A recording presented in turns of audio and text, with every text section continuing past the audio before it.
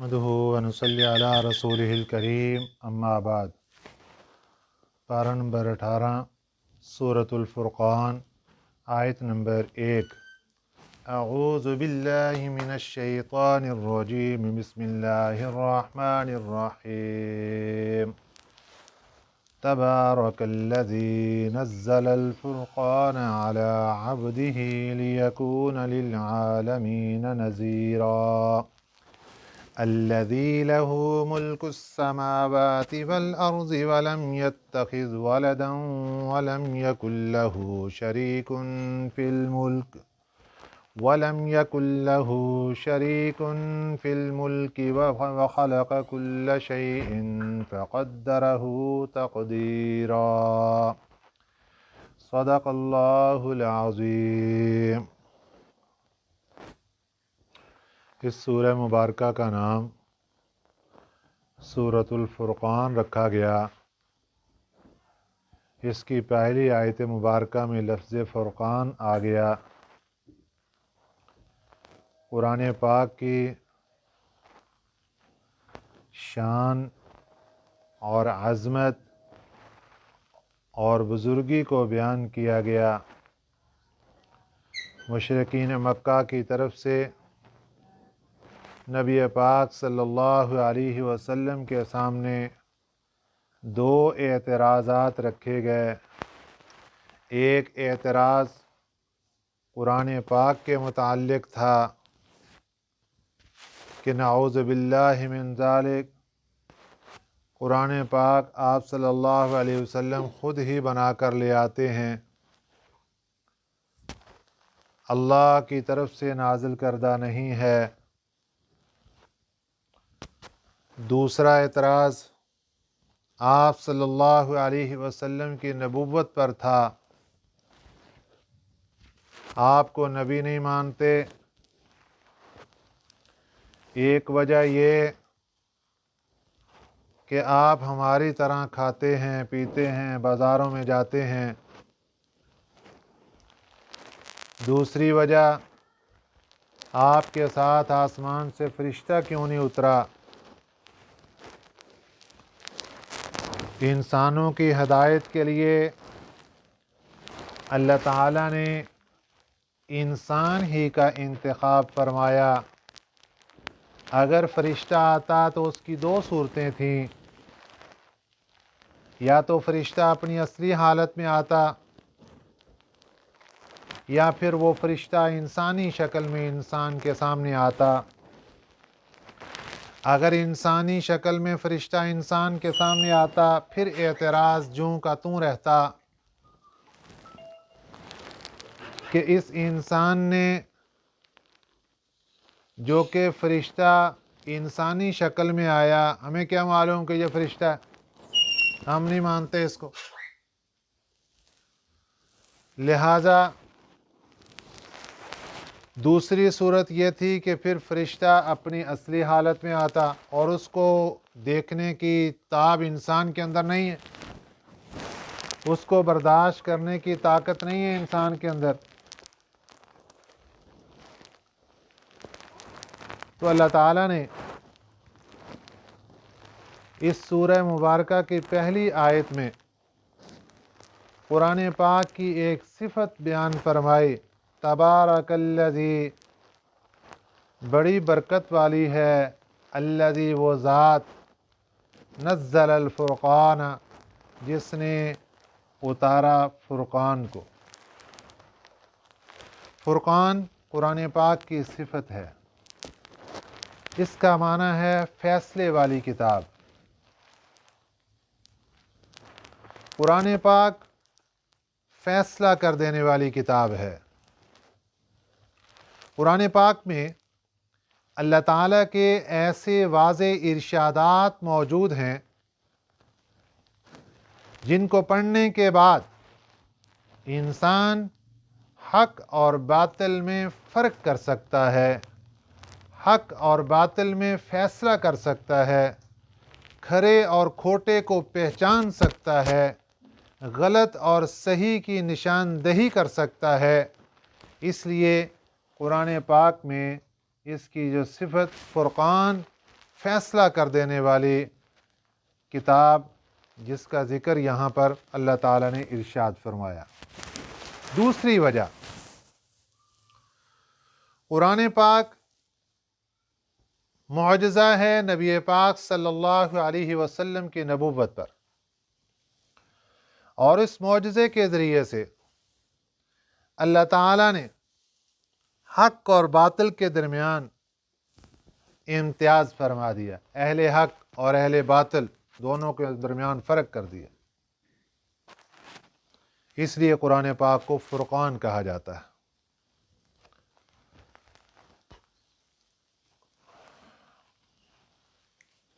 تبارک الذی، بڑی برکت والی ہے وہ ذات۔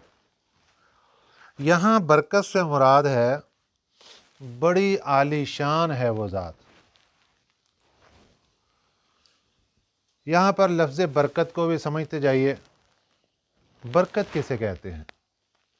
ہمارے ہاں عرف عام میں برکت استعمال ہوتی ہے کثرت کے لیے، کہ جہاں پر کثرت ہو جائے، زیادتی ہو جائے، ایک چیز زیادہ ہو جائے، ہم کہتے ہیں برکت ہو گئی۔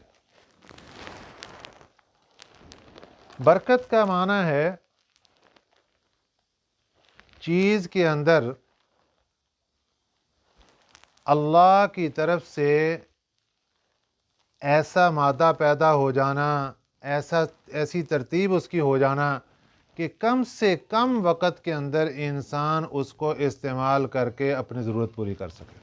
اگر پیسہ ہے تو پیسے کی برکت کا معنی ہے کہ پیسہ تھوڑا ہے، سب چیزیں اس سے پوری ہو رہی۔ وقت کی برکت ہے کہ وقت تو تھوڑا ہے دیکھنے میں، لیکن اس سے اللہ دین کا کام بہت سا لے رہے ہیں، اعمال صالحہ بہت زیادہ ہو رہے ہیں۔ یہ وقت کی برکت ہے۔ یہاں پر اللہ تعالیٰ نے اپنے لیے جو لفظ بولا تبارک الذی، بڑی بابرکت ہے وہ ذات، تو بابرکت سے مراد یہاں پر ہے عالی شان، بلند مرتبہ، عظمت والی وہ ذات ہے۔ نزل الفرقان، جس نے اتارا فرقان کو، فیصلہ کر دینے والی کتاب کو، علی عبدہ، اپنے بندے پر، لیکون للعالمین نذیرا، تاکہ ہو جائیں للعالمین، جہان والوں کے واسطے، نذیرا، ڈرانے والے۔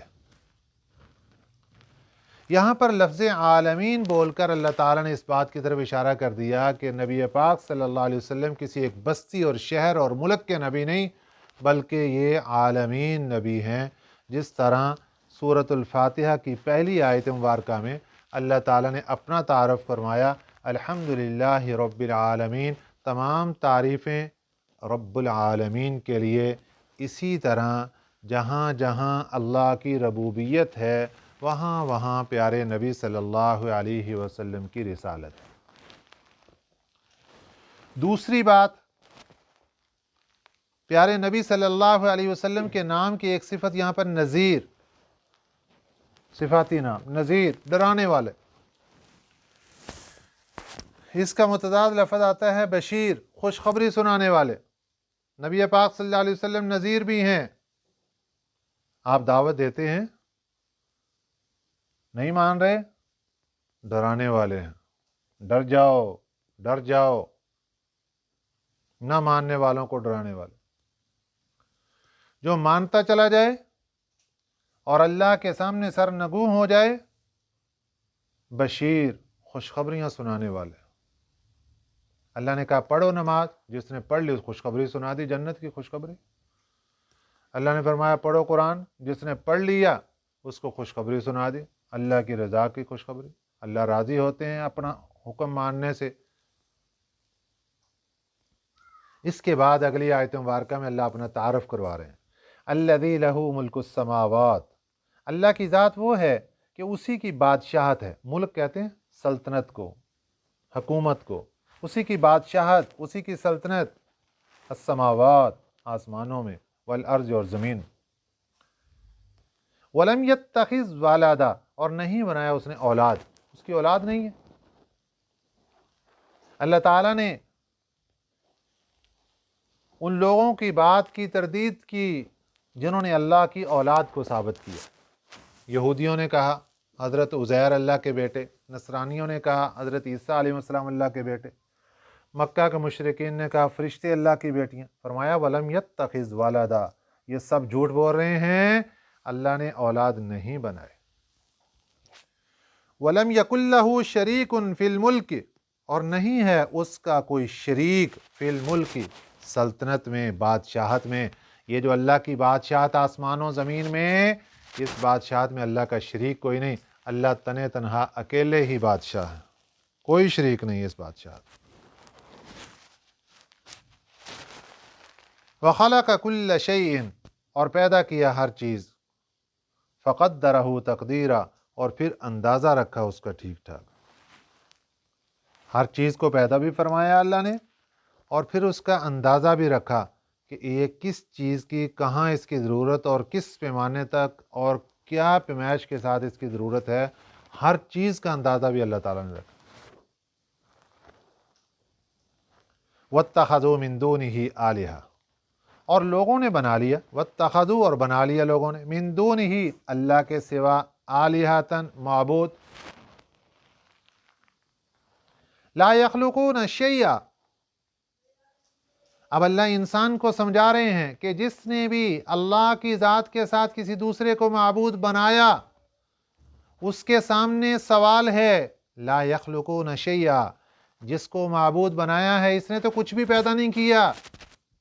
معلوم ہوا معبود بننے کے لیے سب سے پہلی شرط خالق ہونا ہے۔ فرمایا لا یخلقون شیئا، انہوں نے تو کچھ بھی نہیں بنایا، یہ معبود کیسے بن گئے؟ وہم یخلقون، اللہ کے یہ تو خود پیدا کیے ہوئے ہیں۔ انہوں نے بنانا کیا تھا؟ انہوں نے کسی چیز کو پیدا کیا کرنا تھا؟ خالق کیا بننا تھا؟ یہ تو خود مخلوق ہیں۔ جو خود مخلوق وہ خالق نہیں ہو سکتی۔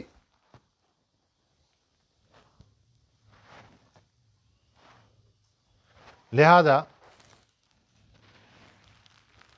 یہ جو لوگوں نے اللہ کی ذات کے ساتھ شریک ٹھہرائے ہیں اور جھوٹے معبود جوڑے ہیں، انہوں نے کچھ پیدا نہیں کیا، یہ تو خود پیدا کیے ہوئے، تو یہ نقص ہے۔ تو جس چیز کے اندر نقص پایا جا رہا ہو وہ معبود نہیں ہو سکتی۔ ایک دوسرا نقص، وَلَا يَمْلِكُونَ لِأَنفُسِهِمْ، یہ مالک نہیں ہیں اپنے آپ کے۔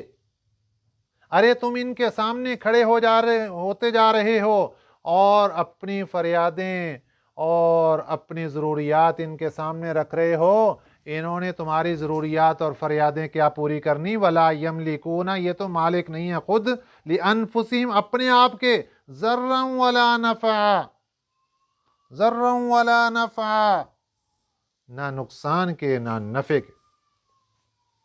یہ تو اپنے نفع اور نقصان کے مالک نہیں، انہوں نے تمہیں نفع نقصان کیا دینا۔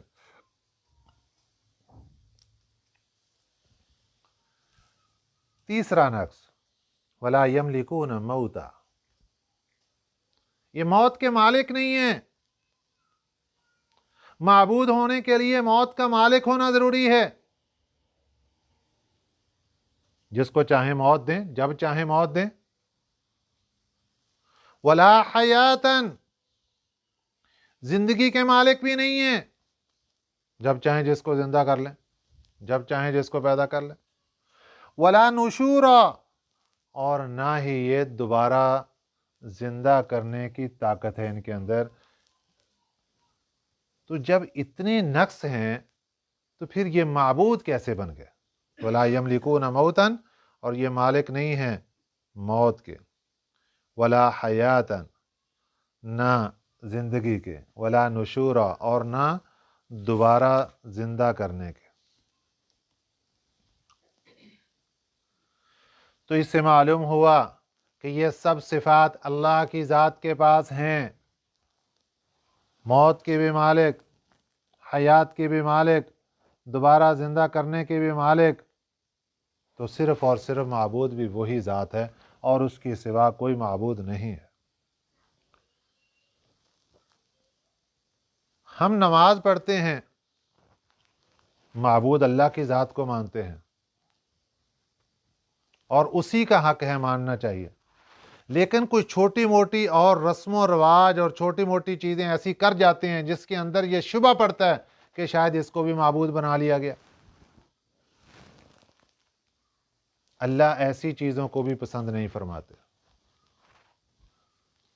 شرک کی دو قسمیں آتی ہیں، شرک جلی اور شرک خفی۔ شرک جلی تو بالکل واضح ہے کہ سجدہ اللہ کو کرنا ہے، یہ غیر کو کر رہا ہے۔ ہاتھ اللہ کے سامنے اٹھانے، یہ غیر کے سامنے اٹھا رہا ہے۔ مشکل کشا اللہ کی ذات ہے، یہ غیر کو مان رہا ہے، یہ شرک جلی ہے۔ اور شرک خفی ہے ریاکاری۔ ریاکاری، نماز تو پڑھ رہا ہے، دل کے اندر خیال آ رہا ہے لوگوں کو پتہ چلے بڑا نمازی ہوں، یہ بھی شرک ہے۔ اللہ اس چیز کو بھی برداشت نہیں کرتے کہ نماز میرے لیے پڑھ رہا ہے اور دکھا کسی اور کو رہے ہو، قرآن پاک میرے لیے پڑھ رہے ہو دکھا کسی اور کو رہے ہو، ذکر و ذکار میرا کر رہے ہو دکھا کسی اور کو رہے ہو، اللہ اس کو بھی برداشت نہیں کرتا۔ جو رب چھوٹی سی ریاکاری کو برداشت نہیں کرتا، وہ دوسرے کے ساتھ معبود جوڑنے کو کیسے برداشت کرے گا؟ اس لیے کسی قسم کی بندگی غیر کے لیے اجازت نہیں ہے، صرف اور صرف اللہ کی ذات کے لیے۔ اس کے بعد اگلی آیات مبارکہ میں دو اعتراضات، ایک اعتراض قرآن پاک پر مشرکین مکہ کی طرف سے، اور ایک اعتراض نبی پاک صلی اللہ علیہ وسلم کی ذات اقدس پر مشرکین مکہ کی طرف سے۔ وقال الذین کفروا، کہا ان کافروں نے، ان ھذا الا افک افتراہ۔ وقال الذین کفروا، اور کہا ان کافروں نے، ان ھذا، نہیں ہے یہ قرآن، الا افک، مگر طوفان ہے، جھوٹ ہے، افتراہ، جس کو گھڑ لیا گیا، بنا لیا اس کو۔ نعوذ باللہ من ذالک، نبی پاک صلی اللہ علیہ وسلم کے ذات اقدس پر اعتراض کیا کہ قرآن خود بنا لائے۔ وَأَعَانَهُ عَلَيْهِ، اور مدد کی اس کا ساتھ دیا، علیہ اس کا، قوم آخرون، قوم کے دوسرے افراد نے بھی اس کا ساتھ دینا شروع کر دیا کہ جیسے یہ کہتے ہیں ویسے وہ لکھنا شروع کر دیتے ہیں۔ اللہ کو غصہ آیا کہ میرے قرآن پاک کے اوپر انہوں نے انگلی اٹھائی، فرمایا فقط جاءوا ظلما وزورا، یہ جو بات کی ہے نا مشرکین مکہ نے قرآن پاک کے متعلق، فقط جاءوا، تحقیق یہ لے کر آئے، ظلمن، بے انصافی، وزورا، اور جھوٹ۔ قرآن پاک کے متعلق ایسی بات کرنا یہ بے انصافی ہے اور جھوٹ ہی جھوٹ ہے۔ وقالو، اور کہنے لگے، اساطیر الاولین، اساطیر یہ نقلیں ہیں، یہ قصے ہیں، الاولین پہلوں کے، اکتتبہا اس نے لکھ رکھا ہے ان کو، فہی تملی علیہ، اور پھر یہ اس کی املا بھی کرواتا ہے، پھر اس کو لکھوا دیتا ہے لوگوں کو کہ لکھ کے لے جاؤ یہ قرآن ہے اللہ کا۔ نعوذ باللہ من ذالک، بکرتن، صبح بھی، و اصیلا، اور شام بھی، صبح و شام لوگوں کو کہتا ہے اس سے اور لکھ لکھ کے لے جاؤ یہ قرآن ہے۔ وقالوا اساطیر الاولین، اور کہنے لگے کہ یہ تو پہلے لوگوں کی نقلیں ہیں، اکتتبہا اس نے ان کو لکھ رکھا ہے، فہی تملی علیہ، اور پھر یہ لکھواتا ہے اس کو، بکرۃ و اصیلا، صبح بھی اور شام بھی۔ قل، فرما دیجئے، انزلہ الذی یعلم السر فی السماوات والارض، اتارا ہے اس کو اس ذات نے جو جانتا ہے، السر فی السماوات والارض، جو چھپا ہوا ہے آسمانوں میں اور زمین میں۔ آسمان اور زمین میں جو چیز چھپی ہوئی وہ اللہ کی ذات اس کو جانتی ہے، اس ذات نے اس قرآن پاک کو نازل فرمایا۔ انہ کان غفورا رحیما، بے شک وہ ذات بخشنے والی، رحم کرنے والی ہے۔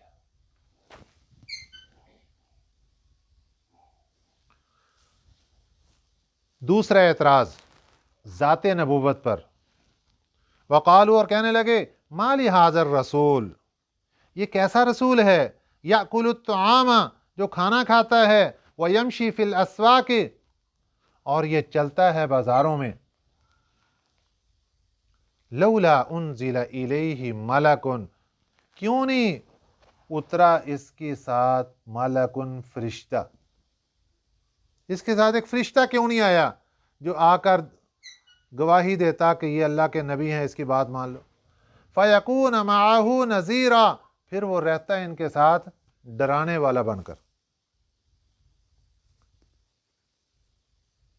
او یلقا، یا اترتا، الیہ، ان کے ساتھ، کنزن، خزانہ، او تکون لہ جنتن، یا ہوتا ان کے پاس ایک باغ، یأکل منہا، وہ کھایا کرتے اس میں سے۔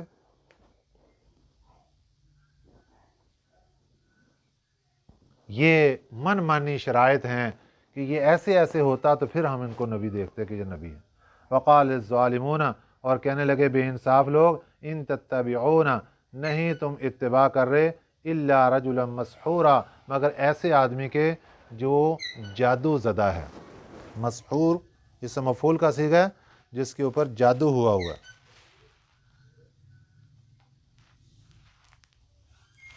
انظر، دیکھو، کیف ضربوا لک الامثال، کیسے بیان کرتے ہیں آپ کے لیے مثالیں۔ نبی پاک صلی اللہ علیہ وسلم کے متعلق کیسی عجیب و غریب باتیں۔ فضلوا، یہ گمراہ ہو گئے۔ فلا یستطیعون سبیلا، اب یہ طاقت نہیں رکھتے سیدھے راستے پر آنے۔ تو نبی پاک صلی اللہ علیہ وسلم کی ذات اقدس پر اعتراض، قرآن پاک پر اعتراض، تو اللہ تعالیٰ نے ایک جواب تو ضمناً دیا کہ انظر کیف ضربوا لک الامثال، کہ ان کو دیکھو یہ کیسی عجیب و غریب باتیں کرتے ہیں، یہ ایسے گمراہ ہو گئے، بہک گئے ہیں کہ فلا یستطیعون سبیلا، اب یہ سیدھے راستے پر نہیں آ سکتے۔ باقی ان کا تفصیلی جواب یہ اگلے سبق کے اندر آئے گا۔